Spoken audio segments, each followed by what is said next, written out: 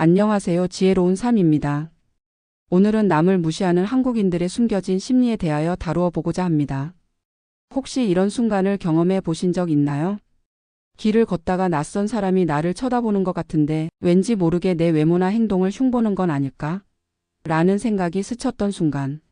아니면 회의나 모임에서 자신의 의견을 말했는데 누군가 작은 미소를 지으며 고개를 갸웃하던 그 순간. 그 미소가 정말 친절한 미소였을까요? 아니면 약간의 비웃음이 섞여 있었던 걸까요? 이런 작은 상황들이 생각보다 우리를 꽤 괴롭히곤 합니다. 사실 이런 경험은 우리 모두에게 익숙한 일이죠.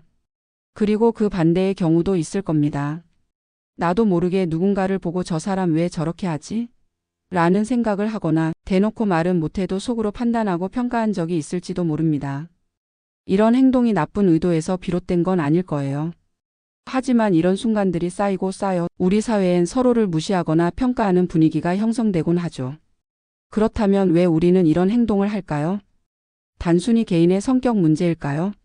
아니면 우리의 문화나 심리적 메커니즘에 무언가 숨겨진 비밀이 있는 걸까요? 오늘은 이 주제에 대해 깊이 들여다보며 그 속에 담긴 심리를 함께 탐구해 보려고 합니다. 아마 이 영상을 보신다면 우리 사회에서 더 건강한 관계를 만들 수 있는 작은 실마리를 발견하실 수 있을 거예요. 왜 우리는 남을 무시할까? 우리 주변에서 종종 보이는 남을 무시하는 행동.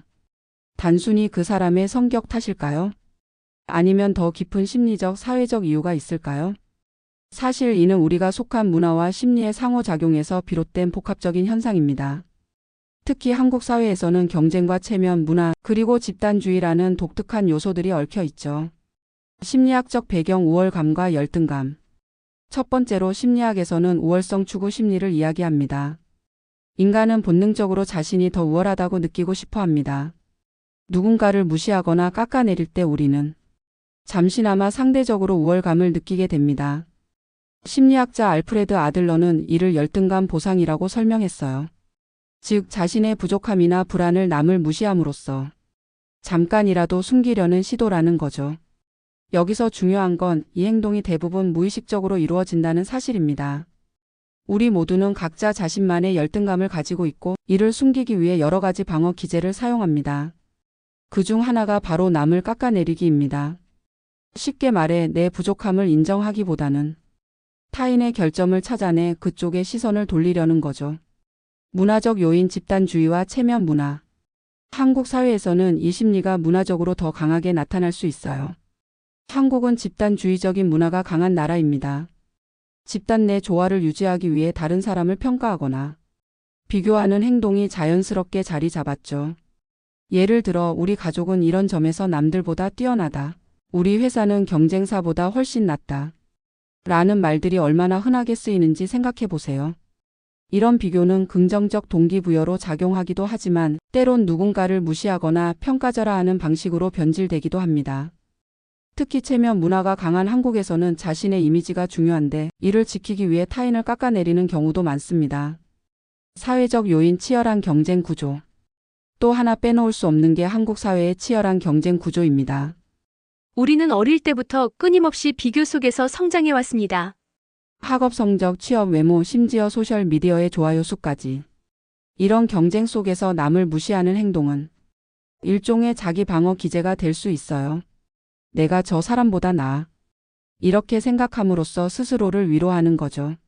한 가지 예로 누군가 성공하거나 새로운 것을 자랑했을 때 그래봤자 운이 좋았겠지라며 깎아내리는 경험을 떠올려 보세요.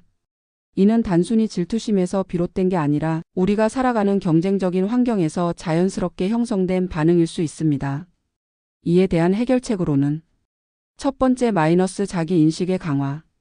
무시하는 행동을 줄이는 첫 번째 방법은 자기 자신을 인식하는 것입니다. 우리는 종종 무의식적으로 이런 행동을 합니다. 먼저 내가 남을 무시하거나 평가하는 생각을 하고 있다는 사실을 스스로 깨닫는 것이 중요합니다. 내가 왜 이런 생각을 했을까? 를 스스로에게 물어보세요. 이런 자기 반성이 무시의 습관을 줄이는데 큰 효과를 발휘합니다. 두 번째 마이너스 공감 능력 키우기. 두 번째는 공감 능력을 키우는 것입니다. 타인의 입장에서 생각해보는 연습은 아주 강력한 도구예요. 예를 들어 누군가 실수를 했다면 내가 저 상황이라면 어땠을까? 라고 스스로 물어보세요. 공감은 우리를 더 인간적이고 따뜻하게 만들어줍니다. 이는 단지 무시를 줄이는 것뿐만 아니라 더 건강한 인간관계를 만드는 데도 도움을 줍니다. 세 번째 마이너스 경쟁 대신 협력하기. 한국 사회에서 경쟁은 피할 수 없는 요소지만 경쟁이 반드시 남을 깎아내려야만 이기는 게임은 아닙니다.